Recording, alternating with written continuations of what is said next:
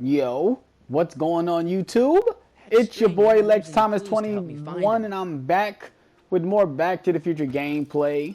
Let's get into this, man. I really been enjoying this game. This episode is kind of strange, but I'm kind of enjoying it a little bit, man. I'm not even gonna lie. I would say probably the second episode is probably my favorite. They had like a Back to the Future Part 2 type thing going on. This kind of has the same thing, but it's a little different. But hey, let's get it. Let's go ahead and get into it. Right now, I feel like I got to make the dog lead a trail for me to find him. So let me go ahead and spray paint the plank so he can basically leave a trail for me to find him. So let's do this, man. Let's get it. Let's go. Let's do it. Let's spray paint this shit so the dog can leave a trail. Blue. Let's do it.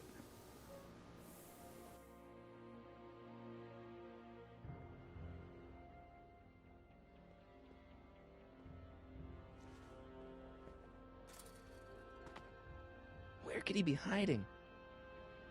Where are you this time? Under here?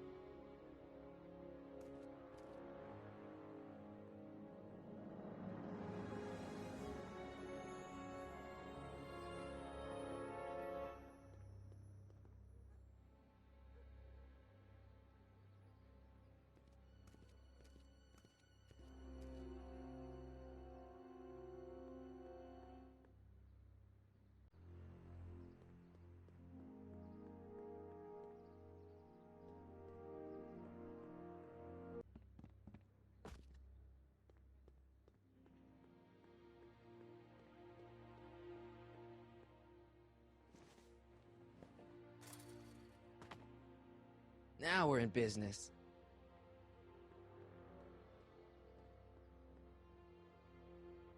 Now, what did I do that for?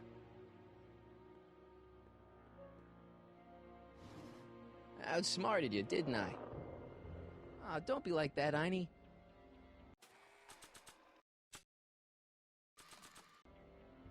Look, Einie, I've got a treat for you. Attaboy, now hold still. See, I'm not such a bad guy, right? Whoa, okay. I guess I've won you over. I wish they were all this easy.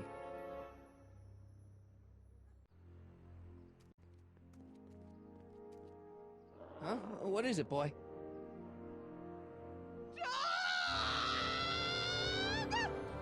Einstein, wait! No! Hell. Oh, rabies! Rabies, help! Back! Down! Sit! Play dead! Officer Parker, subdue that beast at once! Einstein, sit! Einstein? Oh, if he bites me, you'll be in a world of trouble, citizen. Wait, I know that creature. Officer Parker, that's the stray that keeps escaping the kennel. I thought he was muzzled. I took the muzzle off. You what? That's right, he's my dog now. Citizen, you are in violation of Statute 357K. Parker, demerit this hooligan at once. I'll return this creature to the kennel. Yes, ma'am. Filthy, wretched beasts. Don't worry, Einie. Once I fix all this, you'll be back with Doc and romping through time. Now stay out of trouble, unless you want a visit from Citizen Brown. McFly. Hey, Jennifer. Are you still angry with me? Angry? Nah. The threat of being Citizen Plussed was worth it just to see my dad's veins go all purple like that. Great, because I gotta go. Geez, Martin, what's gotten into you? Booze, dogs, necking in public? It's like you're a different guy today. A way cooler guy. I know this is gonna be hard to believe, but I'm the same guy I've always been. It's everyone else who's messed up. And stop calling me Martin. It's Marty. Wow, Marty. What's next on the agenda? Knocking over banks? Maybe. What's a guy gotta do to get in trouble around here? I think you're about to find out. You, citizen. Get out of here, Jen. Not a problem. Are you Martin Seamus McFly? Yes? We have a warrant for your detention. Detention? You've accrued over 15,000 demerits in the past 24 hours. Cool. Is it, young Mr. McFly? Is being branded as a criminal of weak moral character cool? I'm not weak. But you are in a heap of trouble. Trouble? Oh my, yes. But don't worry, we're here to take care of you. Like your Citizen Plus program took care of Biff? Perhaps. The program is in need of new volunteers. But let's not get ahead of ourselves. First, let's see what Citizen Brown has to say about your particular strain of antisocial behavior. You're taking me to Citizen Brown? Immediately. Officers, away with him. Yes, ma'am. It's about time. I always knew your goody two-shoes A-plus student act was too good to be true.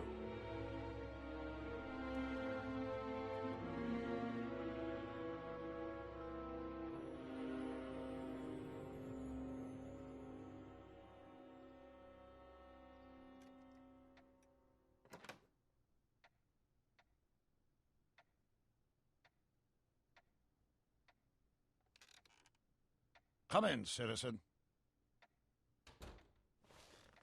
Martin McFly, age 18, resident of Sector L, Father George, Mother Lorraine, president of the Junior Brown Brigade, recipient of a full-ride scholarship to Strickland College, winner of the Courthouse Challenge to Portman Award, 0 demerits until this morning.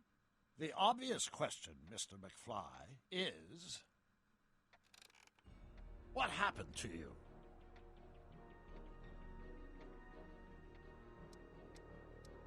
Jesus Christ, Doc, what happened to you? Doc. Interesting. You regard me as a doctor, indicating awareness that you're suffering from some variety of mental disorder. That's a hopeful sign, Martin. Of course, I'm not actually a doctor, but I do have the tools to turn you around and put you back on the road to societal normalization. Shall we begin with a few questions to establish a baseline? Whatever. Let's get through this nonsense so I can set you straight. You'll set me straight? Explain.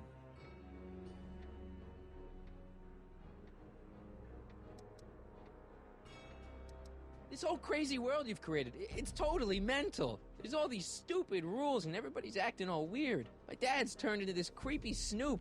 Mom's completely pathetic. And Jennifer's kind of scary. And Biff, it's like he's a zombie or something. And it's all basically your fault. So you believe this interview is really more about me than you? Yes. You went to all this trouble just to deliver a message to me in person? Yes. A cry for help, as it were. Yes. No, wait. Tell me, Martin, is your mother on the sauce again?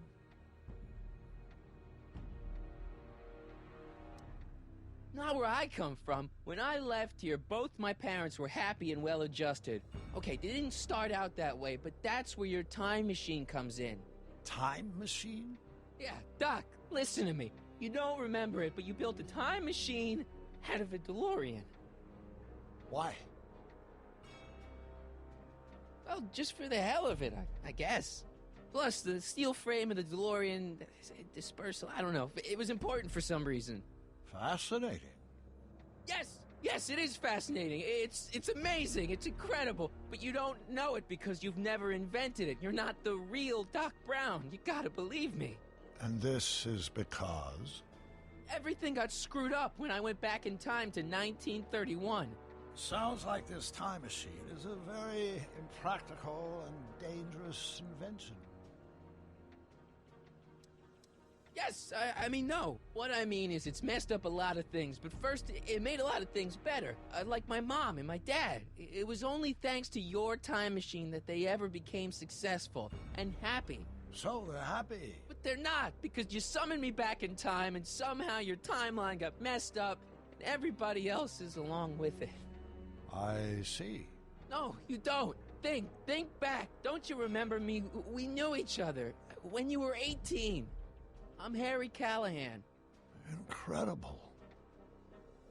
This case is more serious than I'd imagined. The boy has fabricated an alternate reality. No, this is the alternate reality. My reality is the real reality. calm down, Martin. I'm not blaming you for anything. The failure is ours, not yours.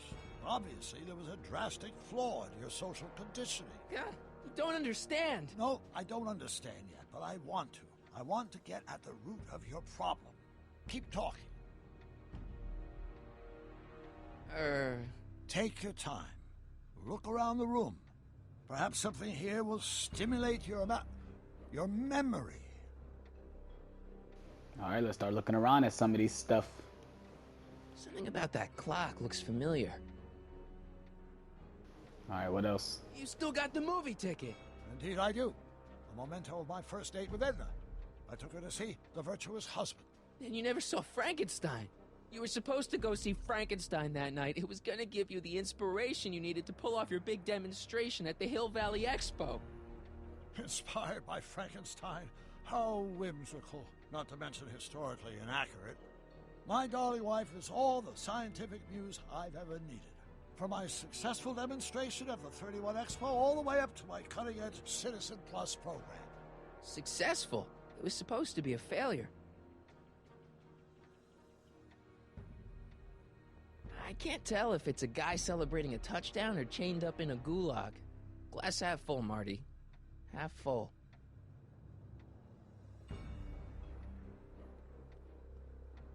Hey, this is your fish tank. Yes, that is my fish tank. It looks much better without all the bacteria. What? Edna just had it cleaned. Yeah, but in 1931 it was full of bacteria that we used to make rocket fuel. Remember? An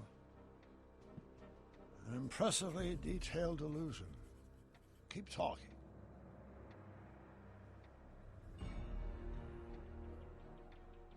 Okay, take a look at this picture of Einstein here. The dog. Harboring dangerous animals is a municipal offense. Yeah, they told me, but you harbored this very same animal once, a long time ago. Remember the test run of your rocket car? Einstein landed on the roof of the courthouse. I do recall something of the sort, but naturally it couldn't have been the same dog. There wasn't anything natural about it. Einstein's a time traveler too, thanks to your invention. Bizarre fantasy life. Go on. Proceed. Look, Doc, I mean, Citizen... No. Focus outward, not on me. Use the objects in the room as points of reflection. I wish to observe your thought processes.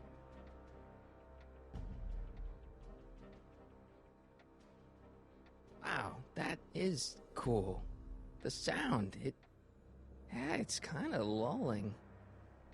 Right, wait, what was I doing?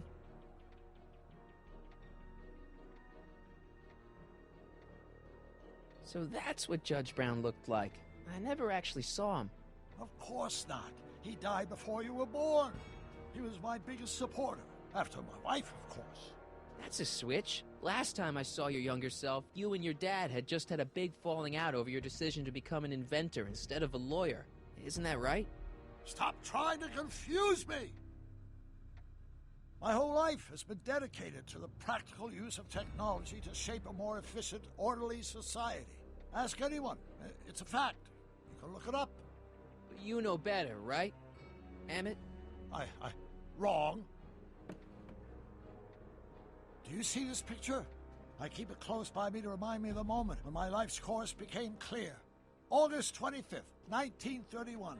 The day I single-handedly captured Kit Tannen, the scourge of Hill Valley. Single-handedly? And not incidentally the day I caught the eye of Edna Strickland, my scientific muse and the love of my life. Take a look. What you see there is a young man who understands his destiny. That's not what I see. What do you see?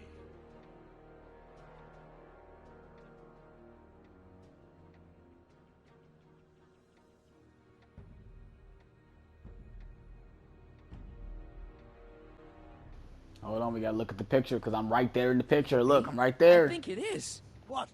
It's me, and you, the other you. It is me. And you. But how? Harry? It's impossible. No, it's science. Your science, Doc. In this other world.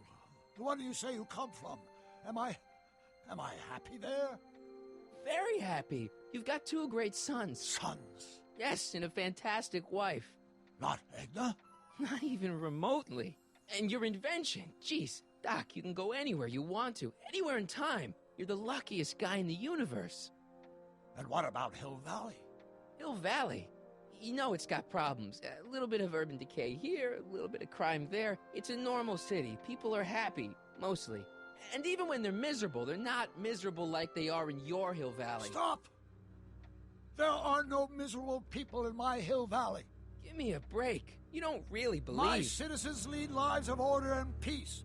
Nobody worries. Nobody complains. Only because they were afraid to. Jeez, open your eyes, will you? You and Edna have got them all terrorized. That's Mrs. Brown to you, Sonny. Doc. Kindly address me as Your Honor. We worked for over 50 years, my wife and I. Every waking moment devoted to ridding Hill Valley of vice and disorder. And you dare to claim that our citizens are unhappy? Yeah, I do. I've seen it. They're just too afraid to speak up. Afraid? Afraid of what? Afraid of the consequences of their actions, Doc. You run this place like it's a police state. Nonsense. I can prove it. All right then, time travel boy. You do that. And until you do, I'm going to treat your wild story as just that. A story told by a madman. And I've determined that the best treatment is simply to let the insanity run its course.